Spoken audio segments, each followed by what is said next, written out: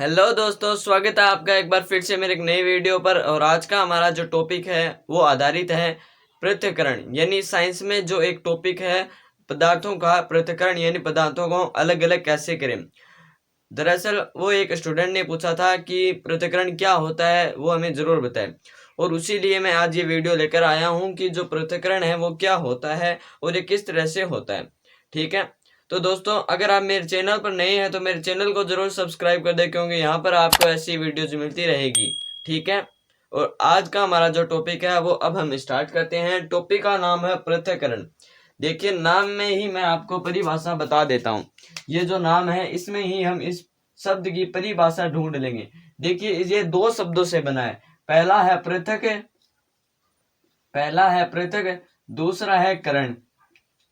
पृथक मतलब होता है अलग और करण मतलब होता है करना, यानी अलग करना।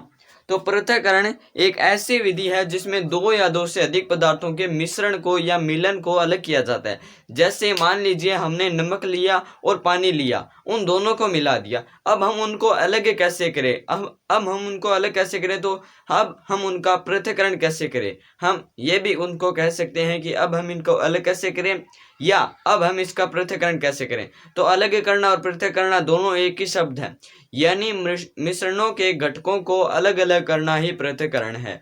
मिश्रण क्या होता है? मिश्रण दो या दो से अधिक पदार्थ मिले हुए होते हैं तो उन्हें हम कहते हैं मिश्रण।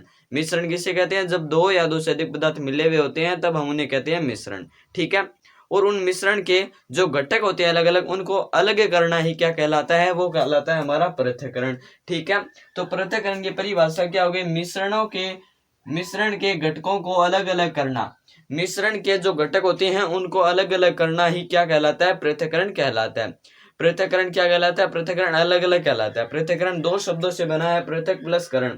पृथक का मतलब होता है अलग, करण मतलब करना, तो अलग करना। ठीक है, तो पृथक्करण का मतलब होता है मिश्रण के घटकों को अलग करना। जैसे मैंने आपको उदाहरण बताया है नमक और पानी।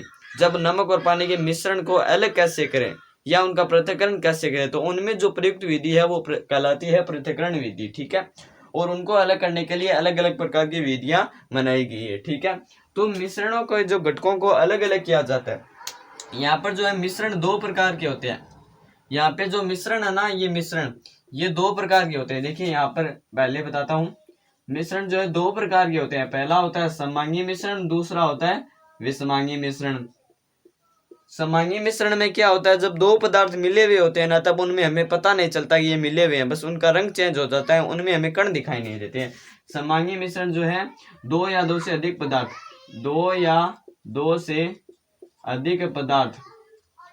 घुले होते हैं। दो या दो से अधिक पदार्थ घुले होते हैं और इनमें हमें कण दिखाई नहीं देते। इनमें जो है कण दिखाई नहीं देते, ये आपस में एकदम घुले हुए होते हैं। और जो विषमांगी मिश्रण होते हैं इसमें कण दिखाई देते हैं। जैसे विषमांगी मिश्रण का उदाहरण लेते हैं जल प्लस मिट्टी। जल में अगर आप मिट्टी डाल दोगे तो मिट्टी हमें दिखेगी, वो उसमें घुलेगी नहीं पूरी। और समांगी मिश्रण का उदाहरण लेते हैं जल प्लस नमक। इन दोनों का जैसे मिलाओगे तो हमें कुछ नहीं दिखेगा, नमक के कण जो है कुछ देर बाद पूरे ही घुल जाएंगे। तो समांगी मिश्रण का उदाहरण हो गया जल प्लस नमक, और विषमांगी का हो गया जल प्लस मिट्टी। विषमांगी मिश्रण जिसमें कण दिखाई दे। तो अब इन दो मिश्रणों के प्रकारों के आधार पर ही जो पृथक्करण की विधि है वो अलग अलग है। मिश्रण को पृथक करने की विधि अलग अलग है। जो विषमांगी मिश्रण का पृथक्करण होता है वो भौतिक विधियों द्वारा किया जाता है। भौतिक विधियों द्वारा किया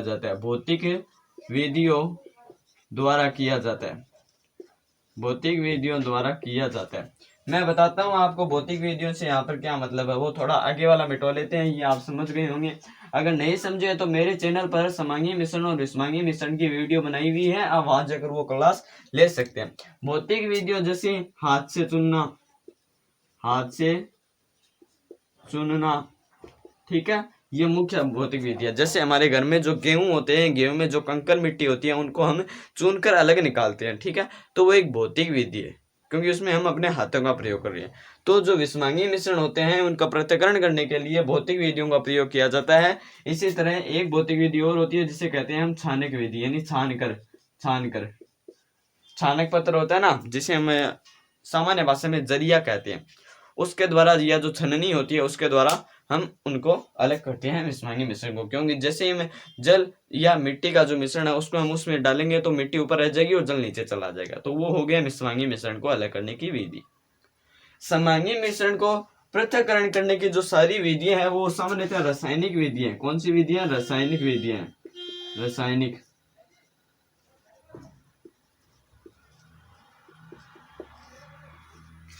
जो विषमांगी मिश्रण को अलग करने की विधियां है वो है भौतिक विधियां, और जो सममांगी मिश्रण को अलग करने की विधियां वो सामान्यतः है रासायनिक विधियां। ठीक है, पूरा समझ में आ रहा है? मिश्रण दो प्रकार के होते हैं, सममांगी मिश्रण और विषमांगी मिश्रण, और उसी के आधार पर इन दोनों का जो प्रकार है वो अलग अलग होता है। जो पृथक्करण का जो प्रकार है वो भी अलग अलग होता है। ठीक है, और उसी के आधार पर हमने इनको बांटा है। अब देखते हैं बारी बारी कुल 8 विधियां हैं सममांगी मिश्रण को पृथक्करण करने की विधि। ध्यान से समझना, जो ये अगर समझ में आ गई ना तो आप पृथक्करण को पूरा समझ जाओगे। ठीक है, इनको एकदम ध्यान से समझना, और जो भी मैं बात बताऊं आप उसको ध्यान रखना। ठीक है, तो स्टार्ट करते हैं। पहली विधि है वाष्पीकरण। इसका नाम तो आपने सुना ही होगा। वाष्पीकरण मतलब है जैसे दो चीजें मिली हुई थी, जैसे मान लीजिए जो जल है और वो नमक है, मिला हुआ है। आपके घर में जो नमक है वो कहां से आता है, क्या आपको पता है? वो जो समुद्र होता है ना, समुद्र में बहुत सारा नमक घुला हुआ होता है पानी में, और उस पानी को जो है क्यारियों में डाला जाता है। ऐसे बहुत चौड़ी और लंबी क्यारियां होती है, उनमें डाला जाता है और फिर उनको सूर्य के प्रकाश में रखा जाता है। और जैसे ही सूर्य का प्रकाश पड़ता है तो उनमें जो है वो जो जल है ना वो गैस बनकर ऊपर उठ जाता है, और सारा ऊपर उठने के बाद उस क्यारी में नमक बचता है व्हाइट व्हाइट, और उसको ही कहा जाता है नमक। जो व्हाइट व्हाइट पदार्थ बचता है उसे कहते हैं नमक। तो इसमें जल क्या हुआ, इस वाष्पीकरण विधि में जल वाष्प बन जाता है, जल वाष्प बन जाता है, यानी गैस बन जाता है, जल वाष्प बन जाता है। वाष्पीकरण विधि वह विधि है जिनमें किसी दो या दो से अधिक पदार्थों में से एक पदार्थ को वाष्प के द्वारा अलग किया जाता है, और जो दूसरा पदार्थ है वो नीचे अवशेष के रूप में प्राप्त होता है। जैसे मैंने आपको जल व नमक वाला उदाहरण बताया, तो जल व नमक जैसे आप मिलाओगे तो जल जो है आप उसको सूर्य के प्रकाश में रखोगे तो जो जल है वो उड़ जाएगा, और जो नमक है वो उस कैरी में शेष रह जाएगा, और फिर हम उसको वहां से ले लेंगे। ठीक है, तो ये हुआ वाष्पीकरण विधि। क्योंकि ये सममांगी मिश्रण है ना, इनमें कण हमें दिखाई नहीं देते। अगला है अपकेंद्रीकरण। अपकेंद्रीकरण ये आपके घर में मिल सकता है। गांव का इसका उदाहरण है बिलोना, और शहरों का इसका उदाहरण है वॉशिंग मशीन। देखो मैं बताऊं कैसे। बिलोना जो होता है उसमें हम मक्खन निकालने के लिए प्रयोग करते हैं। जैसे शहरों में क्रीम निकालते हैं ना, उसे ही हम कहते हैं जो मक्खन। ठीक है, उसको निकालने के लिए हम उसे ऐसे ऐसे घुमाते हैं, और आजकल मशीनें भी आ गई हैं उसके द्वारा भी हम उसे घुमाते हैं। तो उसमें क्या होता है, जो छाछ में भारी पदार्थ होते हैं ना, भारी पदार्थ वो तो ऊपर आ जाते हैं, जो हल्के पदार्थ है ना वो तो ऊपर आ जाते हैं, और जो भारी पदार्थ है वो नीचे रह जाते हैं। अब केंद्रीकरण में क्या होता है, किसी भी पदार्थ को ऐसे तेजी से घुमाया जाता है, एकदम तेजी से घुमाया जाता है, और जो भारी पदार्थ है ना वो नीचे रह जाता है, और जो हल्का पदार्थ होता है वो एकदम ऊपर आकर ऐसे घूमने लग जाता है, फिर हम उसको अलग कर लेते हैं। तो ये है अपकेंद्रीकरण विधि। अपकेंद्रीकरण विधि में किसी भी पदार्थ को अपकेंद्रित किया जाता है, एक यंत्र लगा हुआ होता है उसके द्वारा उसको अपकेंद्रित यानी घुमाया जाता है, और घुमाने के कारण क्या होता है, जो भारी कण है वो नीचे रह जाता है, और जो हल्का कण है वो ऊपर आ जाता है। उदाहरण, आपके घर में अगर आपकी माता जी बिलोने से घी निकालती है या क्रीम निकालती है, तो वो जैसे ही अपकेंद्रीकरण यंत्र या मशीन को घुमाती है तो उसमें क्या होता है, जो छाछ है वो नीचे रह जाती है, और जो घी है या मक्खन है वो ऊपर आ जाता है, उसे कहते हैं अपकेंद्री मशीन है। ये गांव वालों के लिए उदाहरण है। शहर वालों के लिए अलग उदाहरण है वॉशिंग मशीन। जैसे हम कपड़े धोते हैं ना, तो उसमें जल निकालने के लिए उसको घुमाया जाता है एकदम तेजी से उसको एकदम घुमाया जाता है। उससे क्या होता है, वो भीड़ कर क्या हो जाता है, वो जल निकल जाता है, या जल निचोड़ने के लिए हम उसका प्रयोग करते हैं।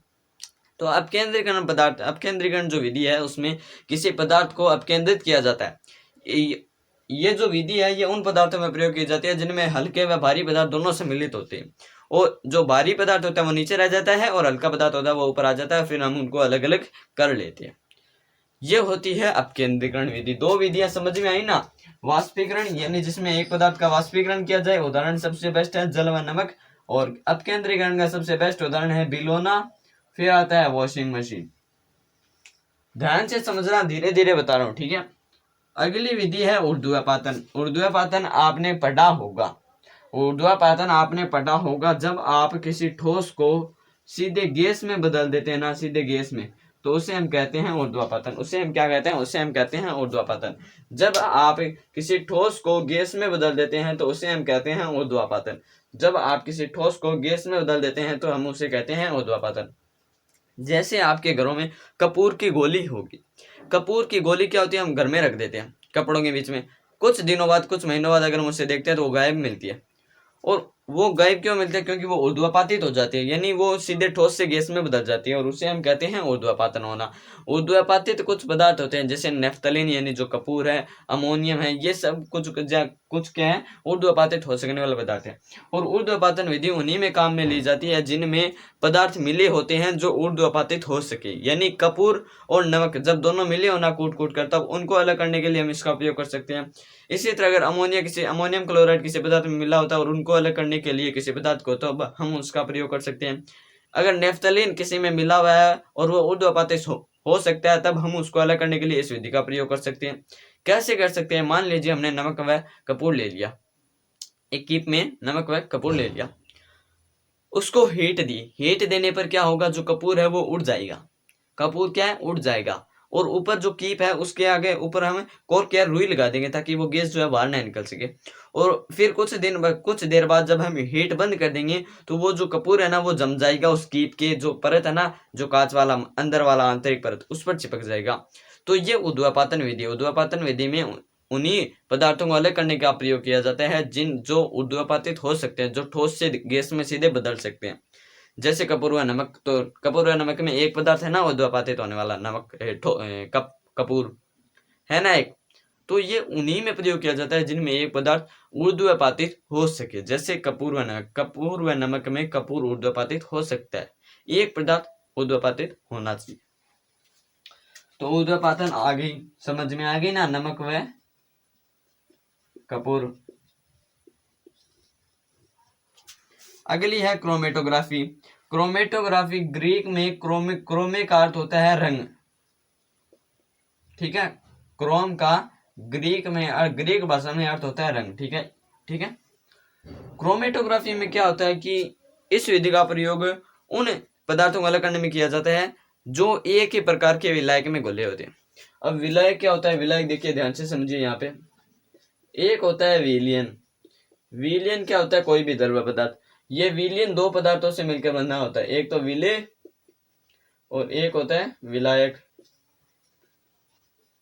विलायक जो है वो कम मात्रा में होता है और विलायक जो है वो विलियन में बहुत ज्यादा मात्रा में होता है। विलेय, अगर हम उदाहरण ले जल प्लस चीनी, तो चीनी है ना, चीनी ये है विलेय, चीनी है विलेय। विलेय वो पदार्थ होता है जो किसी में घुला होता है, विलेय वो पदार्थ होता है जो किसी में घुला होता है। जैसे तो चीनी जल में घुली हुई है और जिसमें घुला होता है ना वो होता है विलायक। तो विलियन में दो पदार्थ होते हैं, विलेय व विलायक। विलेय जो घुला होता है और विलायक जिसमें पदार्थ घुला होता है, और ये खुद घुलने वाला होता है, ये घोलने वाला होता है, ठीक है। थोड़ा ध्यान से समझना, कंफ्यूजन वाली चीज है, ठीक है। तो क्रोमेटोग्राफी में उस विधि का प्रयोग किया, क्रोमेटोग्राफी उन पदार्थों को अलग करने के प्रयोग में ली जाती है जिनमें विलायक एक ही प्रकार का हो। यानी जैसे मान लीजिए स्याही है अपनी, स्याही, तो ये स्याही जो है उसमें स्याही में डाई प्लस जल मिला होता है, और ये जब स्याही जल में मिला दी जाए तो डाई भी जल में घुली हुई है और स्याही को भी जल में डाल दिया गया, तो यहाँ पर दोनों विलायक एक ही हो गए, क्योंकि घुलने वाली तो डाई है और घोलने वाला जल है, और फिर इस स्याही को ही जल में डाल दिया गया। तो इसको अलग करने के लिए ही क्रोमेटोग्राफी विधि का प्रयोग किया जाता है। क्रोमेटोग्राफी विधि में क्या होता है कि एक स्याही की बूंद एक कागज पर डाल दी जाती है और फिर उसको सुखा लिया जाता है, फिर हम उस पर धीरे धीरे जल डालते हैं, तो एक जो डाई है वो दो या दो से अधिक रंगों का मिश्रण होता है। हमेशा आप याद रखना, जो डाई होती है ना वो दो या दो से अधिक रंगों का मिश्रण होता है, और दो रंगों में से एक रंग तो जल में घुल जाएगा और एक रंग उस कागज पर रह जाएगा, और उसी तरह क्रोमेटोग्राफी का प्रयोग किया जाता है। इस विधि का प्रयोग उन पदार्थों को अलग करने में किया जाता है जिनका विलायक एक ही तरह का हो। जैसे स्याही जो है वो डाई प्लस जल से बनी होती है, और डाई जो है वो दो या दो से अधिक रंगों का मिश्रण है। तो जैसे ही स्याही को जल में डालोगे तो डाई प्लस जल प्लस हो गया जल, ठीक है। उस स्याही डाई प्लस जल को क्या होगा, सुखा लिया जाएगा। सुखाने पर क्या होगा, जल अलग हो जाएगा। जल अलग होने पर क्या होगा, जो डाई है वो दो या दो से अधिक रंगों का मिश्रण होता है, मैंने आपको कहा है। फिर क्या होगा, उसमें जैसे जल डालेंगे तो एक रंग जो है वो घुलनशील होता है और उसके कण अलग हो जाएंगे और जो एक कागज पर रंग है वो बच जाएगा। तो इस तरह किया जाता है क्रोमेटोग्राफी का उपयोग, और इसका उदाहरण मैंने आपको बता दिया है, ये रहा, ये इसका सबसे बेस्ट उदाहरण है। अगला है पृथक्करण कीप द्वारा। पृथक्करण कीप का उस विधि में प्रयोग किया जाता है जिसमें जो द्रव्य है वो अघुलनशील है। अघुलनशील मतलब वे घुलते नहीं है आपस में, जैसे तेल प्लस जल। इनको जब आप मिलाओगे तो जो जल है वो नीचे रह जाएगा, वो तेल ऊपर आ जाएगा। और पृथक्करण कीप में क्या होता है, आप इमेज देख सकते हैं साइड में। पृथक्करण कीप में कुछ इस तरह का सिस्टम होता है। पृथक्करण कीप में कुछ इस तरह का सिस्टम होता है, और उसमें जो तेल है ना, तेल वो ऊपर होता है, जल नीचे होता है। फिर हम क्या करते हैं, उसको नीचे से ऐसे खोलते हैं तो उसके नीचे एक छेद होता है। ये मान लीजिए अपनी पृथक्करण कीप है, ठीक है। और ये अपनी पृथक्करण कीप है, और ये नीचे स्टैंड है, और ये यहाँ पे एक बटन है, ठीक है। इसमें हमने डाला तेल प्लस जल, तो जो तेल है वो ऊपर आ जाएगा और ये नीचे है जल, ठीक है, ये जल है। अब जैसे हम इस बटन को खोलेंगे तो जो जल है वो नीचे आ जाएगा, और जैसे तेल आएगा तो हम उसे बंद कर देंगे, और इस तरह से तेल व जल को अलग कर लेंगे। और ये जो कीप है ना, ये पृथक्करण कीप कहलाती है। ये बहुत ही आसान विधि है, सबसे आसान विधि मुझे यही लगी, ठीक है। तो ये होती है पृथक्करण कीप। अलग अगली आती है आसवन। आसवन विधि का प्रयोग उन पदार्थों को अलग करने के लिए किया जाता है जिनके बीच में 25 के का अंतर हो, जिनके क्वथनांक के बीच 25 जिनके क्वथनांक के बीच 25 केल्विन तापमान का अंतर हो, उन दो द्रवों को अलग करने के लिए ही आसवन विधि का प्रयोग किया जाता है। आसवन विधि में क्या होता है कि जो दो तापमान है, जो दो पदार्थ हैं, उनके अंदर 25 केल्विन तापमान का अंतर होता है। जैसे एसीटोन प्लस जल, तो इन दोनों का जो क्वथनांक है वो अलग अलग होता है, ठीक है। एसीटोन का मेरे याद शायद 200 आ रहा है, ठीक है। तो आप जैसे ही इन दोनों को मिलाओगे और इनको गर्म करोगे तो जिसका कम क्वथनांक है वो पहले ही वाष्पीकृत होने लग जाएगा, और जिसका ज्यादा क्वथनांक है वो उसमें रह जाएगा, ठीक है। और जो क्वथनांक हो रहा है वो भाप के रूप में हमें प्राप्त हो जाएगा, ठीक है। और जो नीचे जिसका क्वथनांक ज्यादा है वो उस विलयन में रह जाएगा, और इस तरह से आसवन विधि का प्रयोग किया जाता है। अगले अपनी विधि है प्रभाज्य स्तंभ। प्रभाज्य स्तंभ में क्या होता है, जो अपना पेट्रोल निकाला जाता है ना, उदाहरण के द्वारा समझाता हूँ। जो पेट्रोलियम है वो एकदम गाढ़ा निकलता है, जैसे हम पृथ्वी से धरती से निकालते हैं ना पेट्रोलियम, एकदम गाढ़ा निकलता है। हमें तो एकदम शुद्ध रूप में प्राप्त होता है, लेकिन वो एकदम गाढ़ा निकलता है। और गाढ़ा निकलने पर क्या होता है, उससे अलग अलग तापमान पर, पहले 100 डिग्री सेल्सियस पर, फिर 200 डिग्री सेल्सियस पर, फिर 300 डिग्री सेल्सियस पर, फिर 500 डिग्री सेल्सियस पर, इस तरह उसे अलग अलग पदार्थ प्राप्त होते हैं। और प्रभाज्य आसवन क्या होता है, अलग अलग जैसे चीजों का अंतर होता है। जैसे मान लीजिए ये एक बॉक्स है, ठीक है, ये एक बॉक्स है, इसमें क्या अलग अलग स्तंभ बने होते हैं, और इसमें पेट्रोल डाला जाता है, और जैसे जैसे इसको तापमान पर गर्म किया जाता है तो वो अलग अलग होता जाता है। इस तापमान पर ये अलग हो गया, जैसे पेट्रोलियम को सबसे पहले गर्म किया जाता है तो हमें कुछ प्राप्त होता है पदार्थ, अभी मेरे याद नहीं आ रहा है, फिर वो इसमें आ जाता है, फिर वो इसमें आ जाता है। तो ये जो स्तंभ है ना, यही कहलाता है प्रभाज्य स्तंभ, और इसका सबसे ज्यादा प्रयोग किया जाता है पेट्रोलियम को अलग करने में। फिर इसका प्रयोग किया जाता है वायु से अलग अलग गैस से प्राप्त करने के लिए, वायु से अलग अलग गैस से प्राप्त करने के लिए।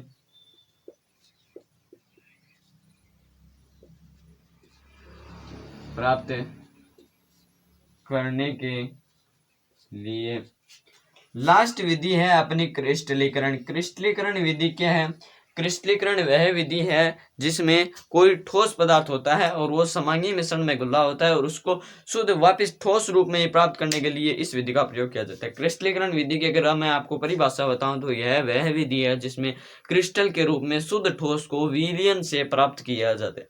शुद्ध ठोस को यानी एकदम ठोस होता है पत्थर जैसा, विलयन से उसको प्राप्त किया जाता है, ठीक है। क्रिस्टलीकरण का अगर सबसे बेस्ट उदाहरण बताऊं तो जो हमने यहाँ पर नमक प्राप्त किया ना, ये यहाँ पे जो नमक प्राप्त किया है, ये नमक जो है वो कुछ हद तक शुद्ध नहीं होता है, और शुद्ध न होने के कारण इसमें क्रिस्टलीकरण विधि का उपयोग किया जाता है। ये जो नमक होता है इसमें क्रिस्टलीकरण विधि का प्रयोग किया जाता है। ठीक है। और जो क्रिस्टलीकरण और जो वाष्पीकरण है वो दोनों एक जैसी ही होती है लगभग, लेकिन वाष्पीकरण में क्या होता है, पदार्थ को उबालना पड़ता है और इसी कारण जैसे कुछ अशुद्धियां हैं वो उबलकर उसी में रह जाती है, तो उसी कारण उबालने के न कारण क्रिस्टलीकरण विधि का प्रयोग किया जाता है। तो आज मैंने आपको बताया पृथक्करण क्या है। पृथक्करण दो या दो से अधिक घटकों को अलग अलग करना है। समांगी व विषमांगी मिश्रण का अलग अलग पृथक्करण होता है। ठीक है, उदाहरण बताऊं पृथक्करण के, अगर उदाहरण बताऊं तो जल से नमक को अलग करना, जल से चीनी को अलग करना, एसीटोन व जल के मिश्रण को अलग करना, मिट्टी के तेल व जल को अलग करना, पेट्रोलियम व मिट्टी के तेल को अलग करना, ये सब क्या है, ये सब है पृथक्करण के उदाहरण। तो दोस्तों आई होप समझ में आ गया होगा आपको, और मेरे चैनल को जरूर सब्सक्राइब कर दें क्योंकि यहाँ पर आपको मिलती रहती है ऐसी वीडियोस, और एक लाइक जरूर बनता है, एक लाइक जरूर करें और सब्सक्राइब